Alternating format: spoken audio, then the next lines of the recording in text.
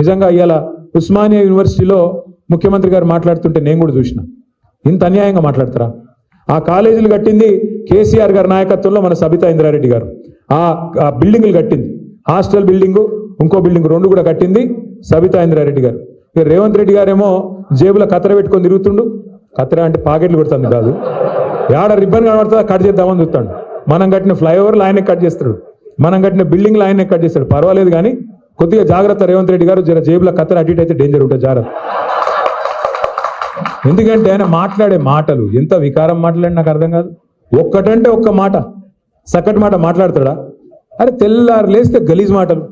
నీ పేగులు కట్ చేస్తా, మెడలు వేసుకుంటా, గుడ్లు వికి గోటీలు ఆడతా. పేగులు మెడలు వేసుకుంటేది బోటి తింటాడా? ఏమన్నా బోటి కొట్టేటోడా? నాకు అర్థం కాదు. అరే పేగులు మెడలు వేసుకుంటాడు ఎవడన్నా ముఖ్యమంత్రి? నాకు అర్థం కాదు ఇంత గలీజ్ మాట. ఇంకా ఘోరం ఏంటంటే ఇప్పుడు నువ్వు హామీలు ఇచ్చినావు, 100 రోజులు అన్నావు, 100 రోజులు అమలు చేయకపోతే ఇక ఈ చంద్రుడు అదేమన్నాడు, ఈ సూర్యుడు ఇటు సూర్యుడు అటు ఒడిచినా అటునోడు ఇటు వచ్చినా నేను అమలు చేసి తీరుతా అన్నాడు.